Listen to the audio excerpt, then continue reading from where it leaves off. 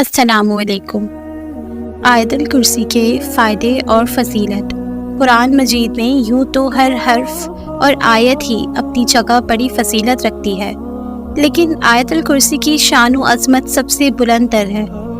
جیسا کہ حضرت ابی بن کعب رضی اللہ تعالیٰ عنہ سے روایت ہے کہ رسول اللہ صلی اللہ علیہ وآلہ وسلم نے مجھے فرمایا، اے ابو منذر، کہ تم جانتے ہو کتاب اللہ کی کون سی آیت سب سے زیادہ عظمت والی ہے؟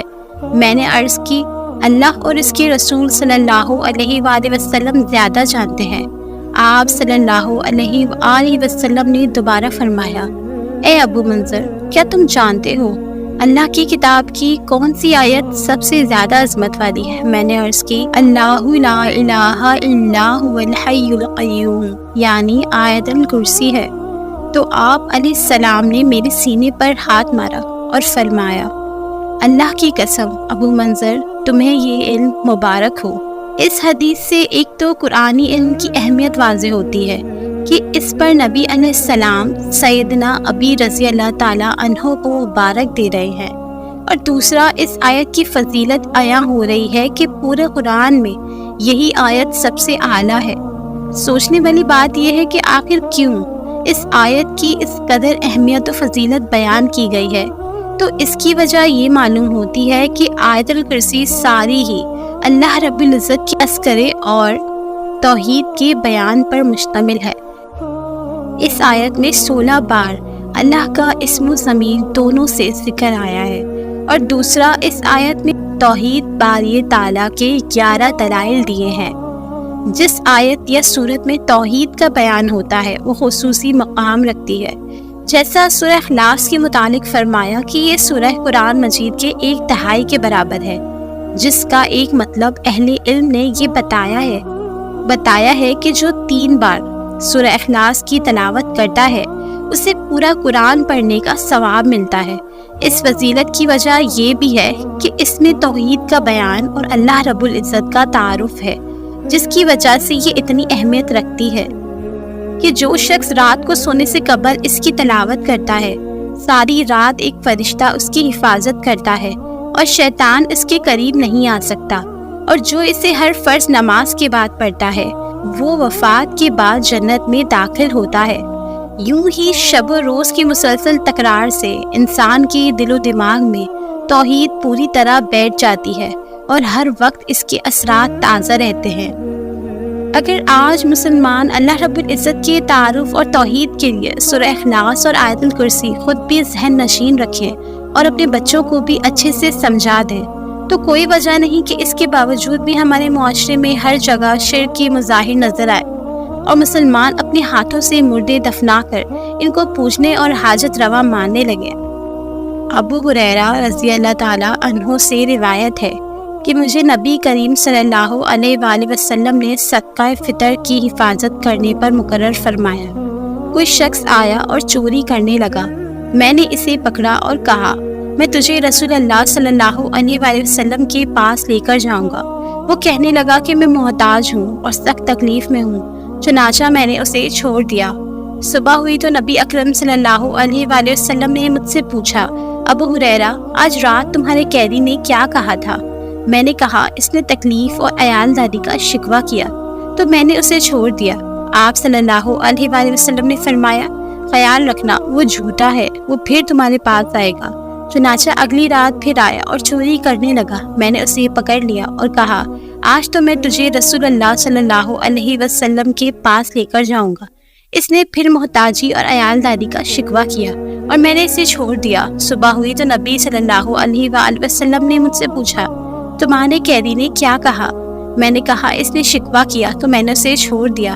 آپ صلی اللہ علیہ وآلہ وسلم نے فرمایا، خیال رکھنا، وہ پھر آئے گا۔ تیسری رات وہ پھر آ گیا اور چوری کرنے لگا، میں نے کہا، اس بار تجھے ضرور رسول اللہ صلی اللہ علیہ وآلہ وسلم کے پاس لے کر جاؤں گا۔ اس نے کہا، مجھے چھوڑ دو، میں تمہیں چند کلمات سکھاتا ہوں جو تمہیں فائدہ دیں گے۔ میں نے کہا، وہ کیا ہے؟ کہنے لگا، جب تم سونے لگو تو آیت الکرسی پڑھ لیا کرو، اللہ کی طرف سے ایک فرشتہ نگہبان ہوگا اور صبح تک شیطان تمہارے قریب نہیں آئے۔ میں نے اسے چھوڑ دیا۔ صبح ہوئی تو نبی کریم صلی اللہ علیہ وآلہ وسلم نے مجھ سے پوچھا، رات کو تیرے قیدی نے کیا کہا تھا؟ میں نے ساری بات بتا دی تو آپ صلی اللہ علیہ وآلہ وسلم نے فرمایا اس نے یہ بات سچ کہی، حالانکہ وہ کذاب ہے۔ آپ صلی اللہ علیہ وآلہ وسلم نے مجھ سے کہا ابو ہریرہ جانتے ہو 3 راتوں میں سے تمہارے پاس کون آ رہا تھا؟ میں نے کہا نہیں۔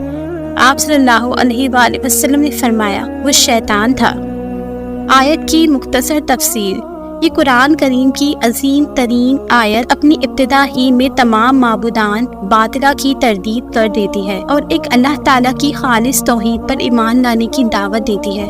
اللہ تعالیٰ نے فرمایا اللہ لا الہ الا هو الحی القیوم، نہیں ہے کوئی عبادت کے لائق، نہیں ہے کوئی مشکل کشا، نہیں ہے کوئی بیڑا پار کرنے والا سوائے اللہ کے جو حی ہے، ہمیشہ زندہ رہنے والا، اور قیوم کائنات کی ہر چیز کو قائم رکھنے والا ہے۔ کائنات میں ایک درخت کا معمولی سا پتا بھی اللہ کے حکم کے بغیر نہیں ہل سکتا۔ وہ ہر چیز کی تدبیر کر رہا ہے، کائنات کی ہر چیز اس کے تدبیر کی وجہ سے ہے اور بہت ہی عمدہ انداز میں سکونت اختیار کیے ہوئے ہے۔ یہ تمام تر امور اللہ ہی کے ہاتھ میں ہے۔ اللہ کے سوا کوئی بھی کائنات کی تدبیر و حفاظت پر قادر نہیں ہے، اور ان معبودان باطلہ کے باطل ہونے کی واضح دلیل اور حجت ہے۔ اونگ آنا، نیند کا غالب آ جانا، یہ کمزوری اور غیر پائیداری کی علامت ہے۔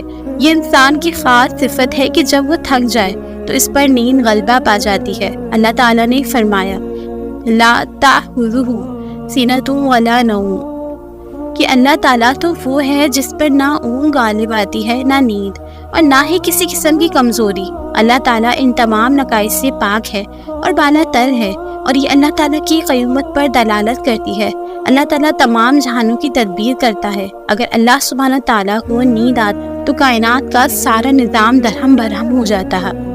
لہو ما فی السماوات و ما فی الارض، زمین و آسمان کی جملہ اشیاء اللہ تعالیٰ کی ملکیت ہے، اور یہ بات بھی تمام معبودان باطلہ کی تردید کرتی ہے کہ جو خود کسی کے مملوک ہوں وہ کیسے معبود بن سکتے ہیں۔ تمام موجودات اللہ ہی کے غلام اور سب ہی اس کے رحمت کے محتاج ہیں۔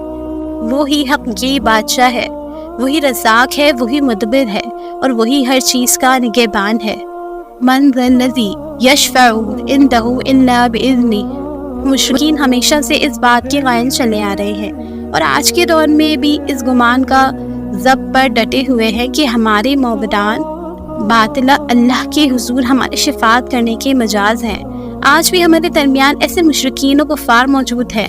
یہ مزاروں اور قبروں کے پجاری، یہ چڑھاوے چڑھانے والے، غیر اللہ کے نام پر نظر و نیاز، ذبح اور سجدے سجود کرنے والے اس بات کے قائل ہیں کہ یہ جن کی ہم عبادت کرتے ہیں، یہ ہمارا پیر، یہ ہمارا مرشد ہماری سفارش کرے گا۔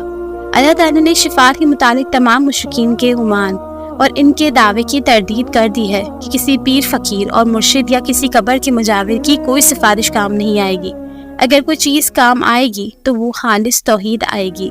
اللہ تعالیٰ نے فرمایا یعلم ما بین ایدیہم وما خلفہم ولا یحیطون بشیء من علمہ الا بما شاء۔ اللہ تعالیٰ نے آیت کے اس حصے میں اپنے معبود پر حق ہونے کی ایک اور دلیل واضح کی ہے کہ اللہ تعالیٰ کا علم تمام کائنات کو محیط کیے ہوئے ہے۔ لوگوں کے ماضی، حال اور مستقبل کے حالات اللہ کے علم سے خارج نہیں۔ وسع کرسیہ السماوات والارض ولا یؤودہ حفظہما وہو العلی العظیم۔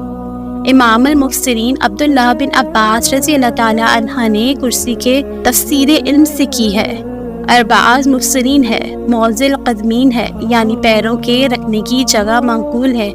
سیدنا ابن عباس رضی اللہ عنہما فرماتے ہیں کہ 7 زمینیں اور 7 آسمان اگر پھیلا دیے جائے اور سب کو ملا کر بسیط کر دیا جائے تاہم کرسی کے مقابلے میں ایسے ہی ہوں گے جیسے ایک حلقہ کسی چٹیل میدان میں۔